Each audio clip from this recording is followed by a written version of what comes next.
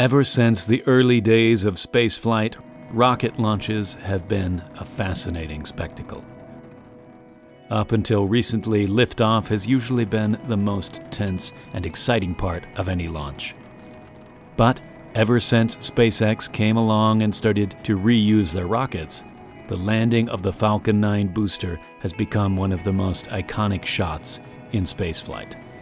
That is, when we get to see it.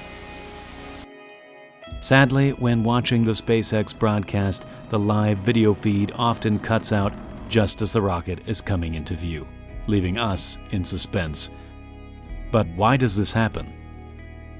In this video, we're going to look at how SpaceX broadcasts live video from their landing sites. We're also going to look at how the live feed is interrupted by the rocket and the possible solutions that could be put in place to get around this problem. When the Falcon 9 lands back on Earth, it will either land near the launch site or on a drone ship placed hundreds of miles out in the ocean. With the drone ship being in such a remote location, the live video feed has to be transmitted via satellite. A large antenna on the drone ship sends a directional signal towards the satellite, which will then transmit that footage back down to the broadcast team. The signal from the drone ship needs to be directional in order for it to be strong enough to reach the satellite. The problem occurs when the rocket gets close to the drone ship. As it comes in for a landing, the rocket is slowed down using either one or three of its Merlin engines, each firing over 100,000 pounds of thrust towards the surface of the drone ship. As the rocket gets closer to the drone ship, the thrust from the engines start to shake the drone ship with such a high frequency that the video feed antenna loses lock with the satellite, causing the video feed to cut out. Once the rocket has landed and the vibrations have dissipated, the video feed should reappear. During this period of time, the footage is recorded and will be sent back as soon as the drone ship regains connection with the satellite. Not only does this ensure that the engineers can analyze each landing, it also means that SpaceX can upload the footage after the broadcast for everyone else to watch. There have been many solutions put forward to fix this issue. One solution would be to have a similar ship placed a few hundred meters away from the drone ship with its own antenna to transmit the video feed.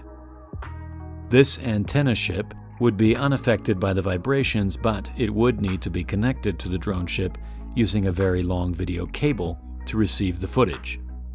A way around this is to transmit the video feed from the drone ship using a non-directional signal to the antenna ship, which would then transmit the video feed up to the satellite without being interrupted by the rocket's vibrations.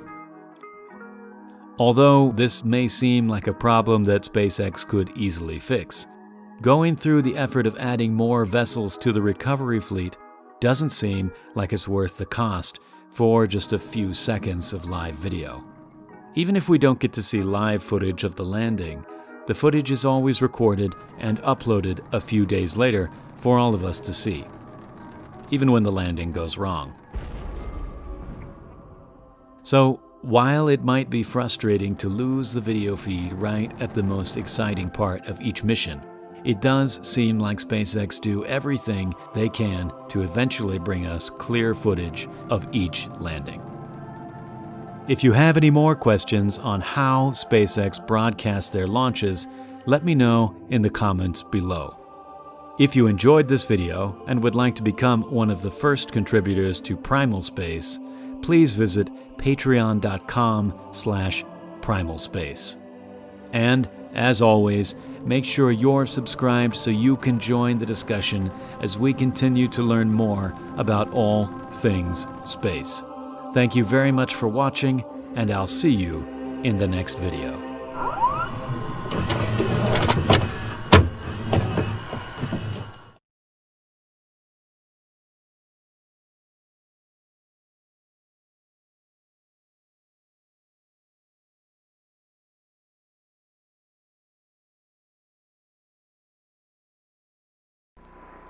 Hey, John, this is perfect with the LIM and the rover and you and and Stone Mountain and the old flag. Come on out here and give me a salute. Big Navy salute. Off the ground, before. There we go. Good.